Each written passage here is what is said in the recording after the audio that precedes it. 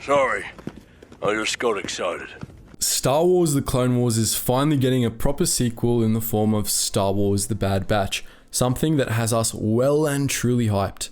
In light of this, we figured we'd take a closer look at Clone Force 99, which was truly one of the best things to come out of the Clone Wars Season 7. The Bad Batch doesn't have much lore behind it right now, and that leaves us with plenty of burning questions to work out answers for. Today, we're going to be starting with the most important question of all. Why did the Kaminoans let the Bad Batch exist in the first place?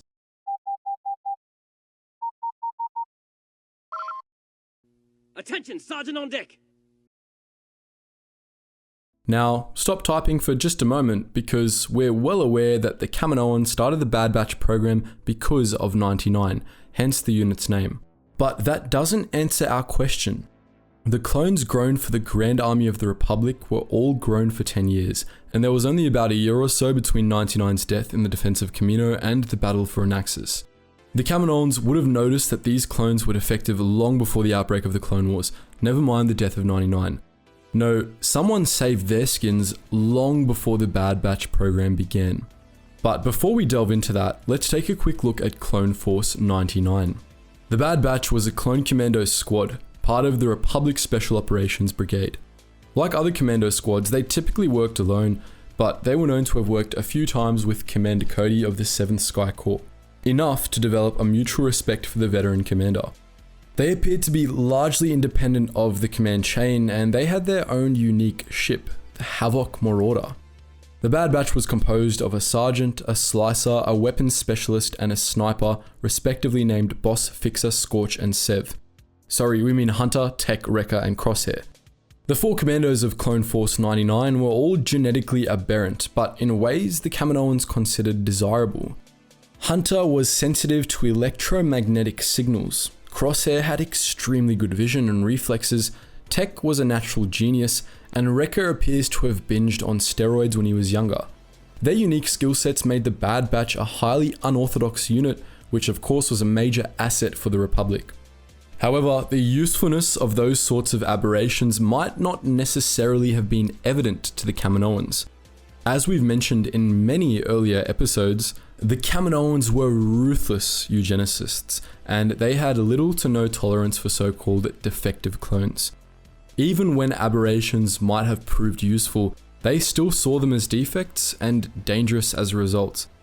After all, the strength of the Grand Army of the Republic was partially due to its nature as a collective unit, and the Kaminoans went to great lengths to make sure the clones were as identical as possible as a result.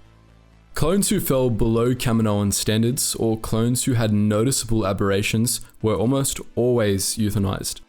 One time, they killed off an entire batch of clones just for having slightly subpar eyesight. Some clones told stories of a clone with green eyes that was euthanized, though that was most likely fiction.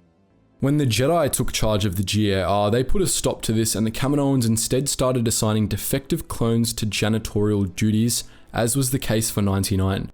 But here's the kicker. Until the Bad Batch program began, they treated aberrant clones who were better than their normie brothers just as poorly. Even when the Kaminoans were making better clones on purpose, as was the case with Alpha Class ARC troopers, they still feared them and what they were capable of.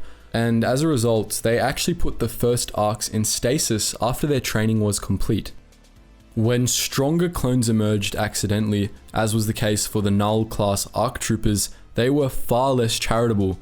They committed to euthanizing the Nulls multiple times, only for Kal Skirata to step in and defuse the situation each time. Before 99 showed the Kaminoans that aberrant clones could be an asset, they viewed defective clones that were superior by accident as highly dangerous. Instead of seeing things like better eyesight, better reflexes, and extreme strength as assets, they viewed them as problems. They reasoned that such oddities would lessen the cohesion of the Grand Army as a whole, and they knew from experience that clones who were defective in one way tended to be defective in other ways as well. They feared disloyalty and the damage super clones could do if they turned traitor. It's far from the most logical way of thinking, but hey, it makes more sense than eugenics does. By all rights, the Bad Batch should be dead. there's no way the Kaminoans would have tolerated the continued existence of any of those clones. At the very least, they most definitely would have euthanized Wrecker, who on top of his extreme strength, definitely comes off as a bit mentally unbalanced. Hunter's sensory abilities, Tech's natural genius, and Crosshair's unparalleled accuracy would all have been caused by aberrations in the brain, and the Kaminoans would have been very fearful of such things. On their own, the Kaminoans would have killed these clones as soon as their defects became apparent. So who stopped them? On the surface, the answer to this seems obvious: the Jedi. It was the Jedi that stopped the Kaminoans from euthanizing 99, after all, and in general, the Jedi had a massive influence on the development of the GAR once they finally took command of the army. Shakti, in particular, would seem like a good candidate for the Bad Batch's savior, as she appears to have been present on Kamino for a long stretch of the Clone Wars. Other Jedi were stationed on Kamino as well, at various points, notably Kit Fisto and Aayla Secura. But there's a slight problem with this theory. The Kaminoans would have noticed the Batch's defects pretty early in their development, around 5 years in the absolute latest, which means that whoever intervened to save the Bad Batch did so before 24 BBY, again at the latest. As Attack of the Clones makes perfectly clear, not a single Jedi had come to Kamino and interacted with the Grand Army before Obi-Wan came along in 22 BBY, so that rules the Jedi out entirely. So was it a less paranoid Kaminoan in the cloner ranks who saved the Bad Batch? This too is unlikely. The Kaminoans didn't just apply eugenics to their products, they applied it to their own species too.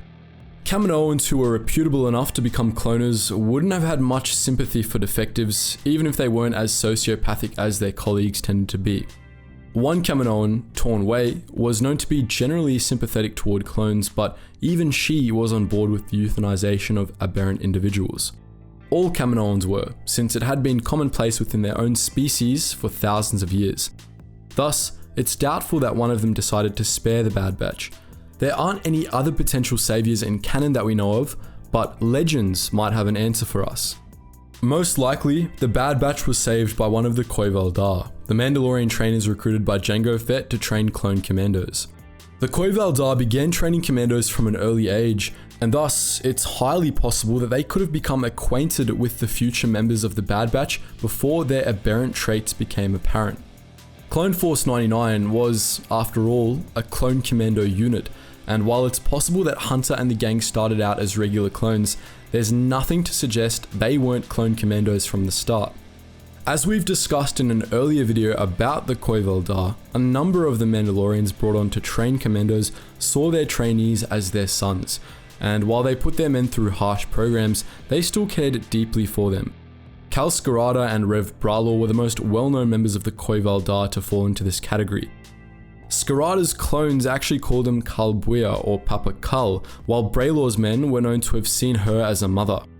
Mij Gillamar, a doctor who trained commandos to work as battlefield medics, was also known to have been sympathetic toward the clones under his care. Scarada in particular was known to have intervened on behalf of defective clones. In this way, he saved the lives of the Null Arcs who he adopted as his children, and it's entirely possible he could have intervened to save the Bad Batch too. Mij Gillamar was also sympathetic toward defectives, as he helped defective ARC Trooper Alpha 2 escape Kamino entirely. Rev Bralor is also a potential candidate for the savior of the Bad Batch, as she was in the same camp as Scarada and Gillamar when it came to her charges. No matter which of the Cuy Val Dar intervened on behalf of the Bad Batch, they were probably sidelined with 99 until after the defense of Kamino. Since Cody implies that Clone Force 99 was new to the battlefield on the Bad Batch arc, Hunter, Tech, Wrecker, and Crosshair were probably kept on Kamino either in reserve or in some sort of janitorial capacity. After 99's death during the defense of Kamino, they finally became full clone commandos and were sent off on their first mission. And the rest is history.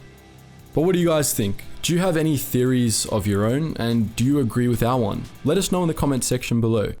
And just before you go off to those suggested videos, guys, I have my own suggested videos for you guys out there who like history. We have a channel called The Brave that goes deep into history to find the most badass men and women from all these different eras. So if that interests you, that's the first link in the description below. And if you're just into some music, guys, check out our Relax Jack music channel where we take the music there and use it in the background of our videos here on Geetsly's. And if you want access to our behind the scenes Discord where you can chat to myself and the team who make these videos and get access to exclusive content, check us out on Patreon. And if you just want access to our wider community, check us out on our Geetsly's gaming network, which is currently being revamped and is nearly ready with its new Clone Wars server, and our Geetsly's Discord. Anyways, guys, as always, thank you so much for watching, and I hope to see you in the next video.